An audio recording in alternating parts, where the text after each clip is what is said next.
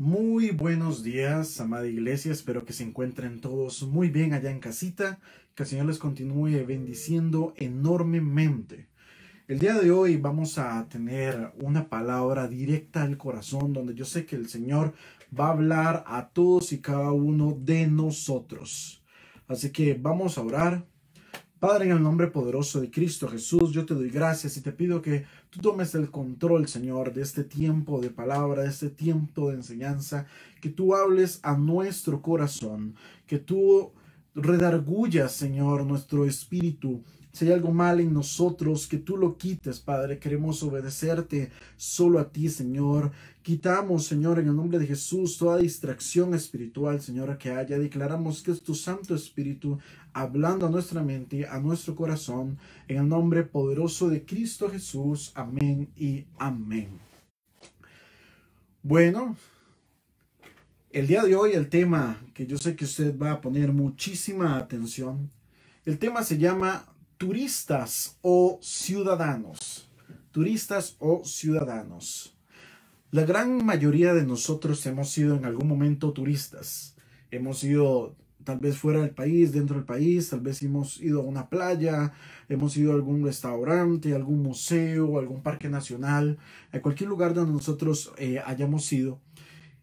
Y literalmente andamos turisteando, andamos conociendo, ¿verdad? Y queremos que se nos trate bien, queremos que la gente nos reciba bien, los lugares nos atiendan bien, pero nosotros no tenemos un compromiso con ese lugar a donde nosotros vamos.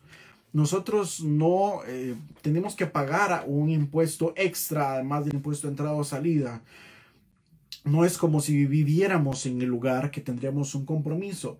Nadie va a la playa pretendiendo que lo contraten en la playa, ¿verdad? Nadie quiere ese tipo de compromiso en el lugar donde va a pasear, donde va a turistear, ¿verdad?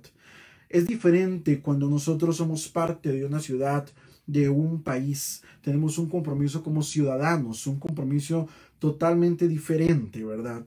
Y el tema de hoy tiene que ver con el hecho de que tenemos que aprender a vivir como ciudadanos del reino y no como turistas. ¿Qué es un cristiano turista? Preguntarán algunos. ¿Qué es un cristiano turista? Es una persona que, bueno, no pertenece a un lugar, a un país, una ciudad, un reino, pues.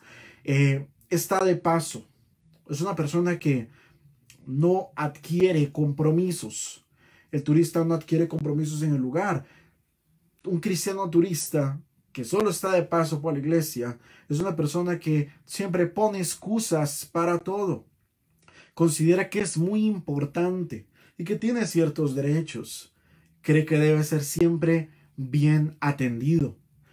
El cristiano turista es una persona que es simpatizante con algunas cosas de la iglesia, pero también con el mundo, porque no tiene un compromiso genuino con el Señor, ni con la iglesia, ni tampoco se sujeta. Vamos a ir a Santiago capítulo 4, versículo 4.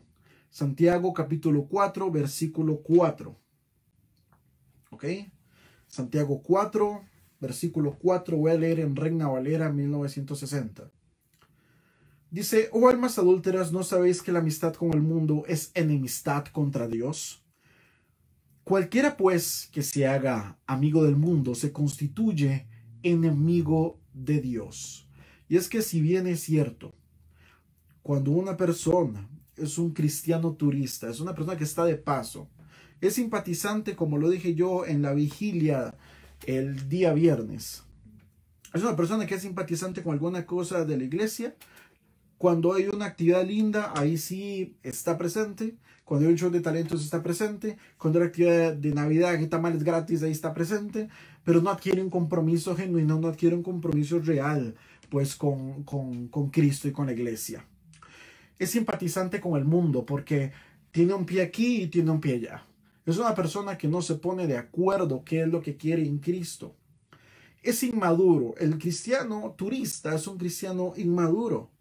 Demuestra por sus actos, por sus palabras, que es inmaduro y que es un neófito. ¿Qué es un neófito? La palabra de Dios nos enseña que el neófito es un nuevo en la fe. A pesar de que haya gente que tenga 5, 10, 15, 40 años en el cristianismo, siguen demostrando que son neófitos, son bebés espirituales. Vamos a ir a Efesios capítulo 4, versículo 11 al 16, y voy a leer en Reina Valera del 60. Efesios 4, del 11 al 16. Vamos a leerlo.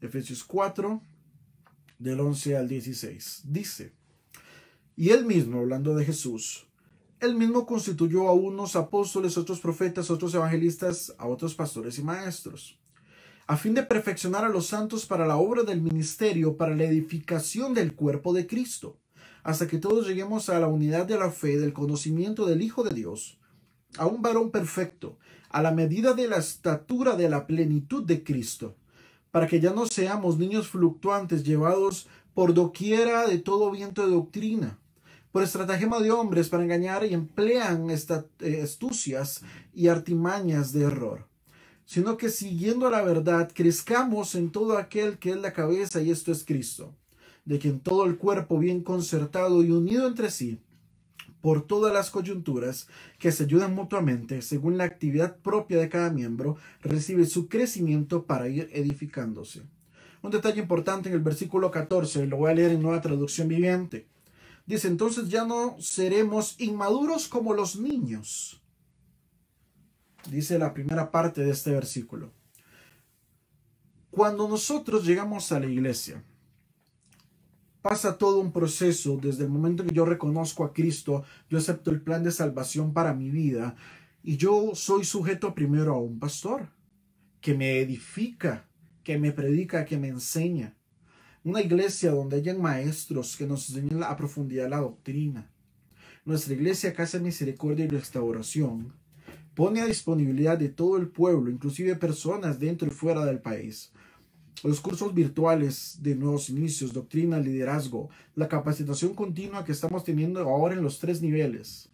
Nosotros somos responsables en llevarle a usted la enseñanza de la palabra y la doctrina sana, porque sabemos que como ministros tenemos una responsabilidad delante de Dios de capacitar a usted para la obra del ministerio, y como dice aquí, para perfeccionar a los santos, porque es responsabilidad de los ministros hacer esto.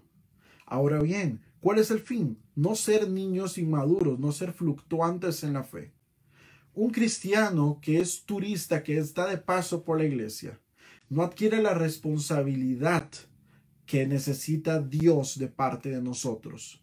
No se deja formar, no se deja estar bajo sujeción, no le gusta tener una autoridad encima, no le gusta ir a cursos, no le gusta capacitarse en la palabra. Eso no es para él, es para otros, no es para mí. Hay gente que viene de otras iglesias, y el problema es que creen que todos lo saben y que no necesitan nada más. Y nos hemos dado cuenta a través de los años que mucha gente que viene muy mal enseñada en la doctrina de la palabra, con mucha falsa doctrina, como dice aquí el versículo 14, gente que se cree cualquier tipo de doctrina, cualquier tipo de engaño de otros pastores con un corazón incorrecto delante de Dios. Porque usted sabe perfectamente que hay mucha gente en la iglesia, hay muchas personas que no conocen a Dios. Ahora, un detalle importante. Hay iglesias, falsas iglesias, donde toda enseñanza, donde toda predicación está llena de errores bíblicos. Muchos lo hacen al propio, para engañar al pueblo, para despojar a las ovejas de su lana. Pero sabe una cosa, por eso es que nosotros asumimos la responsabilidad de capacitar al pueblo para que no tengamos gente que no diga que no conoce la palabra. El cristiano turista es inmaduro, es un neófito, no se deja formar y no se sujeta a una autoridad. Como no conoce la palabra, no entiende que su madurez espiritual, que su perfección según lo que enseña la Biblia, no lo que enseña Kevin, lo que enseña la Biblia, dice que los 5 ministerios el Señor los estableció para perfeccionar a los santos para la obra del ministerio. Estamos hablando de un proceso de enseñanza, un proceso de predicación, un proceso de mentoreo, de consejo, un proceso que puede tardar meses o años. En una ocasión el apóstol Pablo le dice a la iglesia que ustedes ya deberían ser maestros, sin embargo todavía tienen necesidad de leche, de comidita suave, porque son inmaduros. ¿Sabe qué es lo que pasa? Que el cristiano turista Es el cristiano que no asume compromiso, no le gusta que le estén diciendo cómo hacer las cosas, no le gusta que alguien le esté direccionando. Y si nosotros somos mansos y somos humildes como Cristo nos manda a nosotros hacer, tenemos que ser sujetos a la palabra, sujetos a lo que Dios pide y ser sujetos a una autoridad que fue puesta por Dios. Ahora bien, el inmaduro, un cristiano neófito, un cristiano niño, bebé espiritual, no se sujeta a la palabra, no se deja formar, no es uno en la fe con los hermanos. Cuando alguien está orando, él está en otras. Cuando alguien está tal vez ayunando, él se queja de por qué hay que ayunar. ¿Por qué hay que ayunar 2, 3, 4 días? ¿Cuál es el problema? Porque es que hay vigilia. O sea, nos faltó mucha gente en la vigilia del viernes. Algunos tal vez por trabajo, otros tal vez por estudio. Pero mucha gente no quiso estar en la vigilia. Y solo una cosa, si usted sabía que tenía que estar en la vigilia del viernes, era un tiempo para estar en comunión con la iglesia, con los hermanos, unidos en una sola fe, unidos clamando a Dios, recibiendo la palabra en un tiempo de refrigerio, como nombramos a esta vigilia. ¿Cuál es el problema de la iglesia? Que no le gusta sujetarse, que luego se quejan cuando Dios no les da lo que ellos piden, porque luego se quejan de todo lo que pasa en la iglesia. Se quejan de que no son tomados en cuenta. Cristianos inmaduros, que no son mansos y humildes, sino que son orgullosos, sabios en su propia prudencia. El inmaduro sigue siendo un niño fluctuante, todo se lo cree. Prefiere las enseñanzas de la calle que las enseñanzas de la palabra. ¿Conoce usted gente que diga, a mí me enseñó la calle, a mí me formó la calle? Es preferible decir, a mí me formó Cristo por medio de su palabra. Yo sé, en la calle hay mucha experiencia, claro que sí. La vida nos da muchas enseñanzas, claro que sí. Pero la palabra de Dios nos da la enseñanza, nos da esa guía que Dios quiere. La palabra de Dios también dice que el Espíritu Santo, todo aquel que es guiado por el Espíritu Santo, ese es hijo de Dios, dicen Romanos. El Espíritu Santo nos va a guiar siempre en la verdad de la palabra, una verdad que ya fue inspirada, que ya fue revelada. Y usted lo que necesita es iluminación y sabiduría para poder poner por obra esa palabra de Dios en su vida. El inmaduro no es parte de la edificación en amor. Vean que en Efesios 4 habla de que todo el cuerpo bien concertado, unido entre sí, crece edificándose en amor. Cuando una persona no tiene un compromiso serio con Cristo, cuando una persona realmente no demuestra salvación, porque si bien es cierto, la salvación no es que es gratis, es que es dada por gracia, es diferente. Sí tuvo un precio, fue un precio de sangre. Y cuando nosotros reconocemos ese sacrificio de Cristo en la cruz, dice Efesios 2:8-9 que por gracia somos salvos, no por obras. Pero nosotros como cristianos, como hijos de Dios, tenemos que demostrar realmente que somos hijos de Dios. Y eso es con nuestra conducta, con nuestra actitud, con nuestras palabras, con nuestro comportamiento, con nuestro testimonio. No ser inmaduros, niños fluctuantes. No creernos todo lo que sale por ahí. Hay gente, es impresionante en las redes sociales, las cosas que ponen los cristianos, ¿verdad? Las cosas que ponen iglesias inclusive. A mí me llama la atención cuando alguien dice, faltan tantos meses, tales días para que venga Cristo. Cuando la Biblia dice que el día y la hora nadie lo sabe. Qué peligroso es jugar de profeta. Qué peligroso es. Andar declarando cosas positivas para que la gente se nos acerque. Qué peligroso. Porque eso no hacían los profetas bíblicos.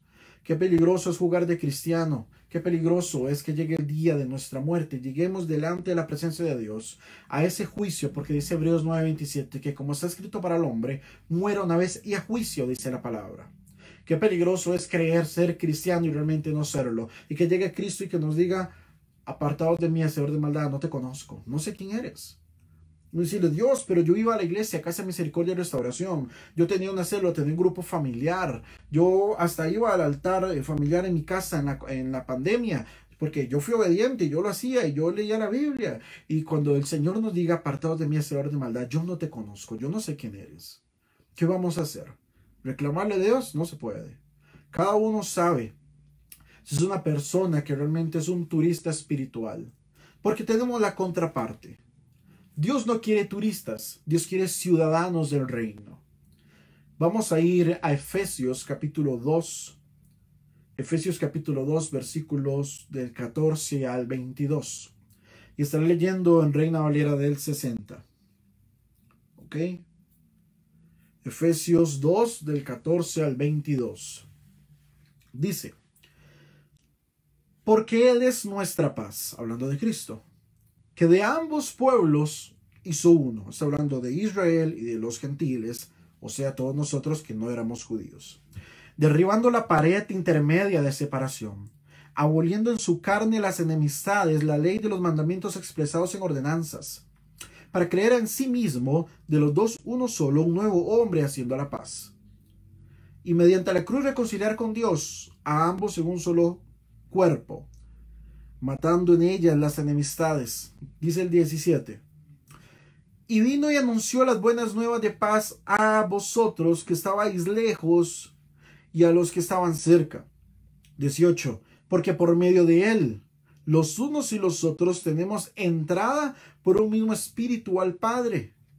Y este versículo 19 a mí me encanta, dice: así que ya no sois extranjeros ni advenedizos, sino conciudadanos de los santos y miembros de la familia de Dios, edificados sobre el fundamento de los apóstoles y profetas, siendo la principal piedra del ángulo Jesucristo mismo, en quien todo el edificio bien coordinado va creciendo para ser un templo santo en el Señor, en quien vosotros también sois juntamente edificados para morada de Dios en el Espíritu. Así que, hermanos, hay un detalle que es importante. Ya no somos extranjeros. Nosotros somos conciudadanos de los santos miembros de la familia de Dios. Si usted tiene un compromiso genuino con Cristo, si usted ha reconocido que Jesús es su Señor, es Salvador, usted aceptó el plan de salvación para su vida, y usted está caminando en fe, creyéndole la palabra de Dios, déjeme decirle que usted es un ciudadano del reino. Es una persona que tiene que demostrar que usted es ciudadano del reino de los cielos, y eso tiene que ver con su actitud. El ciudadano del reino entiende que tiene un compromiso con Dios. El ciudadano del reino es sujeto a una autoridad y es formado. Acorde a lo que vimos en Efesios 4, ¿verdad? Efesios 4 del 11 al 16. Un ciudadano del reino entiende que tiene un propósito y un llamado de parte de Dios para su vida. Vamos a ir a Romanos 8, versículos 28 al 30. Romanos 8, versículos 28 al 30, y voy a leer en Reina Valera del 60. Dice: sabemos que los que aman a Dios, todas las cosas les ayudan a bien. Esto es, a los que conforme a su propósito son llamados. Usted y yo fuimos formados, tenemos un llamado, tenemos propósito en nuestra vida. Pero vean lo que dice el 29. Porque a los que antes conoció, también los predestinó para que fuesen hechos conforme a la imagen de su Hijo. Porque para que Él sea el primogénito entre muchos hermanos. El 30.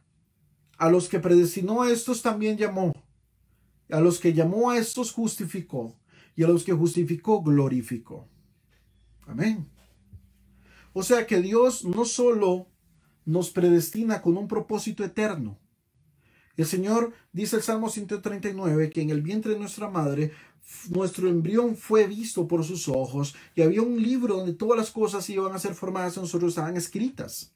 Quiere decir que Dios sacó tiempo para diseñarlo a usted, sacó tiempo para diseñarme a mí, sacó tiempo para establecer un propósito y llamarnos. Pero acorde a nuestro libre albedrío, todos y cada uno de nosotros decidimos en un momento de la historia aceptar ese plan de salvación, aceptar a Cristo como Señor y Salvador de nuestras vidas. Recordemos que la palabra de Dios dice que la santidad se perfecciona en el temor de Dios. Y según Proverbios 8:13, el temor de Dios es aborrecer todo lo malo, ¿verdad? Por lo tanto, mi vida, hora tras hora, es un tiempo de decisiones. Yo decido si hago las cosas bien, yo decido si hago las cosas mal, o sea, yo decido si tengo temor de Dios o no. Yo decido si perfecciono mi santidad. Yo decido si me sujeto a una autoridad y soy formado. Yo decido. Ahora, un detalle importante con esto es que somos predestinados para ser hechos conforme a la imagen de Cristo. Si nosotros analizamos desde Mateo hasta Apocalipsis, todo lo que es Cristo, todo lo que son sus cualidades, Jesús obviamente es amor, pero también demuestra que es fuego consumidor. En algún momento el apóstol Pedro le dijo a Jesús, Jesús, pero esta palabra es muy dura. Se nos va a ir todo el mundo. ¿Y qué dijo Jesús? Si usted quiere se va. Que yo no tengo problemas. Es que el problema no es la palabra, el problema es el corazón de la gente que no quiere dejar las cosas que los atan al mundo. Es más lindo ir a la playa a pasear que tener que ir a limpiar la playa. Es más lindo ir a que me atiendan bien a un lugar como turista que yo tener que pagar impuestos por ser ciudadano de ese lugar. La gente que entiende que tiene llamado es gente que le cree a Dios y que demuestra esa convicción de quiénes son en Cristo. Efesios 1:4. Vamos a ir a Efesios 1:4. Efesios 1:4. Leeré en Reina Valera contemporánea. Dice, en Él, o sea, en Cristo, Dios nos escogió antes de la fundación del mundo, para que en su presencia seamos santos e intachables. Hablamos de que Dios en su eterno propósito para nuestra vida diseña todo lo que somos, establece un plan, un propósito, nos predestina para ser santos sin mancha, ser como Cristo, hechos a su imagen y semejanza. Y tenemos toda la vida para demostrar que somos mansos, que somos humildes, para desarrollar el fruto del Espíritu en nosotros. Como he dicho antes, no son frutos del Espíritu. Es un solo fruto con 9 partes. Y no es que usted escoge cuál quiere desarrollar. Todos los tiene que desarrollar. Usted tiene que demostrar su madurez. No que es un neófito ahí, que es un inmaduro, un niño fluctuante, que se cree todo lo que está en la calle y en el mundo. Usted es alguien que tiene que demostrar que es hijo de Dios. Nosotros fuimos escogidos en Cristo. Fuimos conocidos y predestinados para ser hechos como Cristo.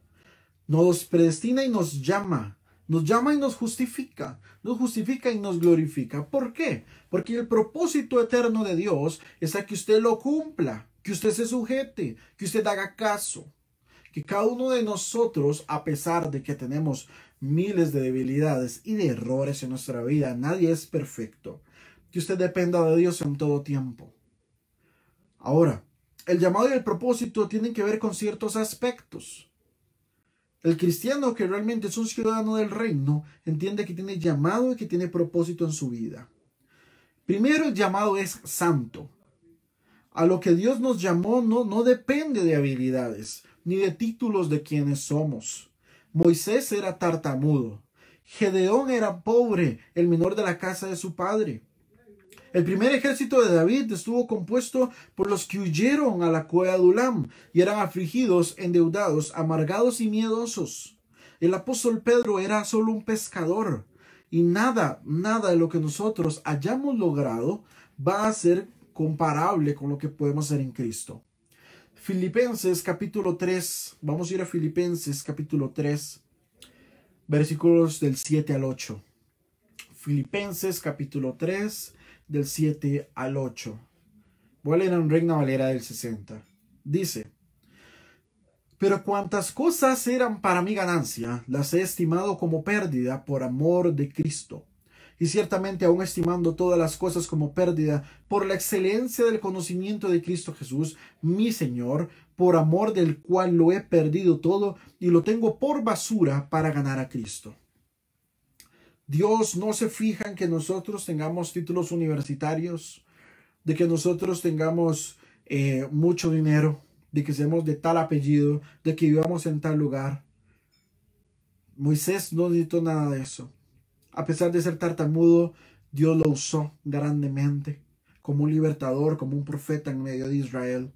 A pesar de Gedeón ser tan delgadito, tan jovencito, al menor, Dios le dijo, con esa es su fuerza. Así usted va a ver lo que voy a hacer. Y Dios usó a Gedeón y primero tal vez tenía 32,000 en un ejército y Dios los llevó a tener solo 300. Porque no es con lo que nosotros creamos que podemos hacer las cosas, es con lo que Dios dice y como Dios dice. Tal vez usted diga, en mi corazón está a sembrarle a una persona algo de comer. Solamente tengo un paquete de macarrones, yo no sé qué hacer. No es con lo que nosotros creamos. Todo el que siembra cosecha. Todo el que cree en lo que Dios va a hacer, va a recibir y va a ver la gloria de Dios. Pero a veces ponemos tantas excusas hasta para creerle a Dios. El llamado y el propósito de Dios dependen de la gracia. Efesios 4:7 dice: pero a cada uno de nosotros fue dada la gracia conforme a la medida del don de Dios. La gracia es un don de no merecido. Ninguno de nosotros nos ganamos la gracia. En el momento en que usted crea que se ganó la gracia, ya deja de ser gracia. Ninguno de nosotros podemos hacer nada por ser salvos, por llegar al cielo. La gracia es un don y el llamado y el propósito dependen de esta. Por la gracia es que podemos ejecutar el propósito de Dios a pesar de nuestras debilidades. En 2 de Corintios 12:9, en la primera parte del versículo, en Reina Valera, cuando Pablo está hablando acerca del aguijón de la carne o de un enviado de Satanás, Dios le dice a Pablo: bástate mi gracia, porque mi poder se perfecciona en tu debilidad. Pablo sabía que tenía debilidades. La misma Biblia dice que Elías era un hombre con pasiones, con debilidades, tan humano como nosotros. Pero aún así Elías, como profeta, ora a Dios y deja de llover durante 3 años y medio. Vuelve a orar y vuelve a llover. Pero la Biblia enseña en el Nuevo Testamento que Elías era un hombre como nosotros. Era una persona, un ser humano como usted y como yo. Ahora bien, a pesar de que tengamos debilidades, de que cometamos errores, Dios nos dice: bástate de mi gracia, porque mi poder se perfecciona en tu debilidad, dice el Señor. Es ahí donde vas a ver la gloria de Dios. Mucha gente dice: es que yo soy tan imperfecto, es que yo cometo tantos errores, es que yo soy así. Y son solo excusas para no ver la mano de Dios por medio de la gracia que nos fue dada. Y es que el plan y el propósito de Dios en su vida solo se va a cumplir por medio de la gracia, por medio de ese don, de ese regalo. Por la gracia somos salvos. Por la gracia tenemos dones, tenemos talentos, tenemos llamado. Por la gracia tenemos propósito en nuestra vida. La gracia nos da acceso al Padre y podemos tener relación con Él. Antes de Jesús venir al mundo como hombre y antes de que pasara todo el proceso de su ministerio y su vida, antes las personas dependían de un templo y de un sacerdote para poder presentar una ofrenda, para poder llegar a Dios. El momento en que Cristo muere en la cruz, dice la palabra, que el velo del templo se rasga de arriba a abajo. Eso tipifica que la presencia de Dios está disponible para usted y para mí. En Efesios 2, capítulo 2, versículo 18. Voy a leer en Nueva Traducción Viviente. Efesios 2, versículo 18. Nueva Traducción Viviente. Dice: ahora todos podemos tener acceso al Padre por medio del mismo Espíritu Santo, gracias a lo que Cristo hizo por nosotros.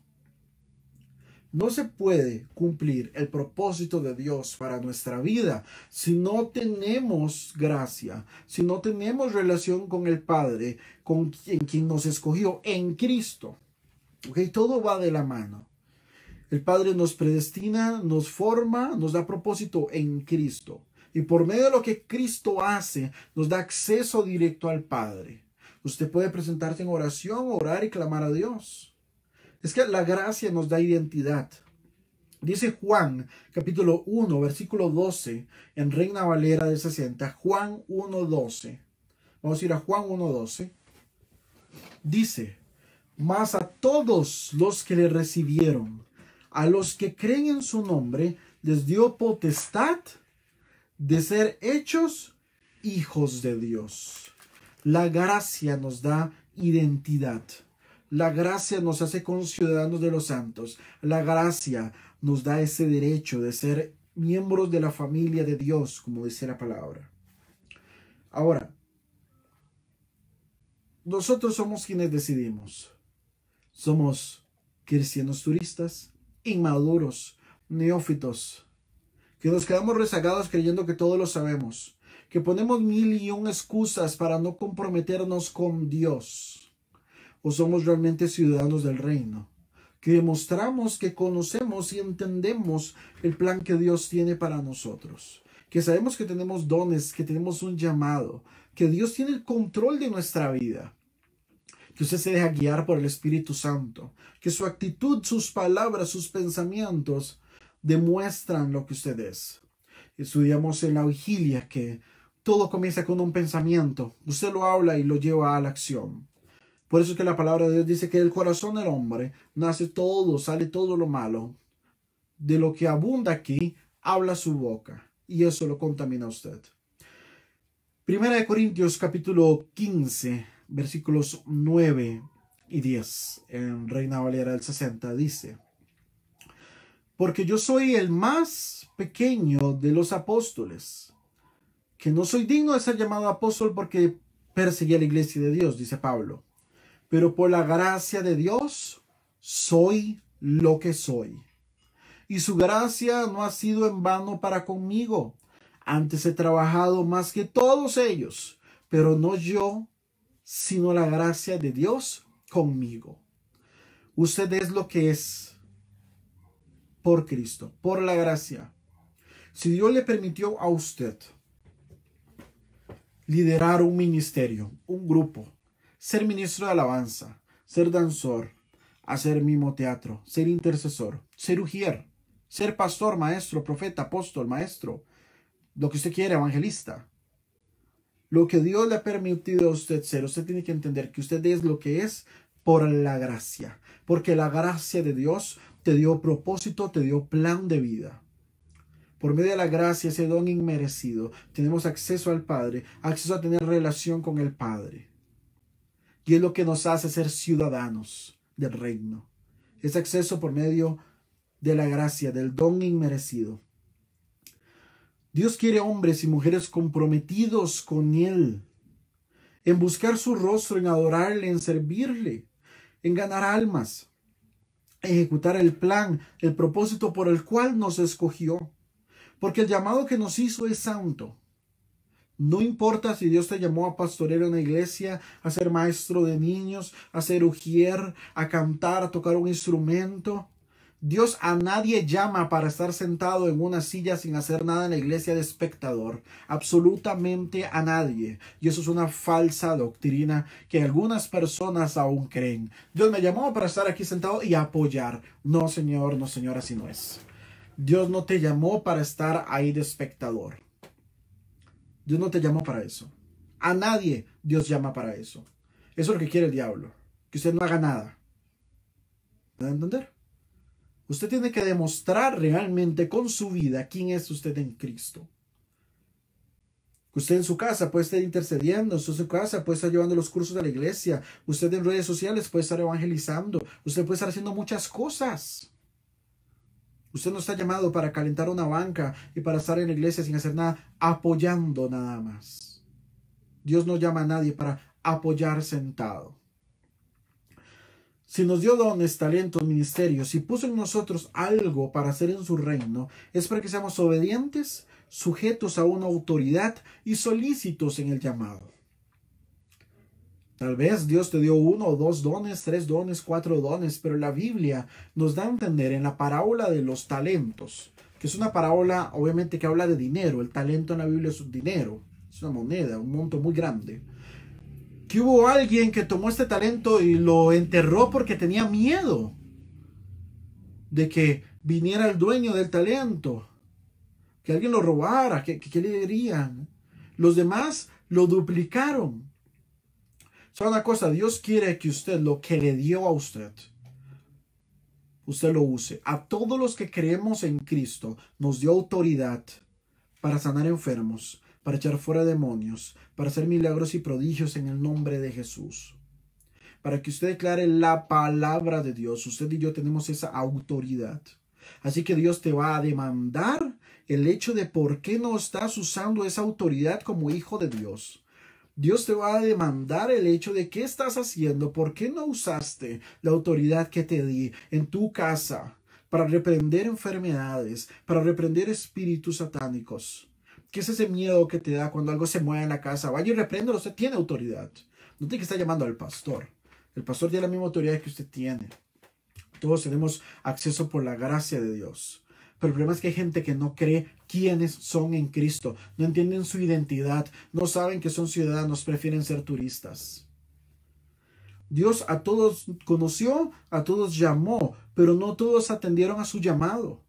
No todos son obedientes. Algunos prefieren ser turistas espirituales, simpatizar con algunas cosas de la iglesia y con otras cosas del mundo. No se comprometen con lo eterno, pero sí con lo pasajero. Hay gente que apenas escapa a la playa, hay gente que apenas escapa a un hotel, van y lo primero que hacen es tomar alcohol, volver a su vida. Van al vicio que se supone que ya habían dejado, son como perros que vuelven al vómito, dice la palabra.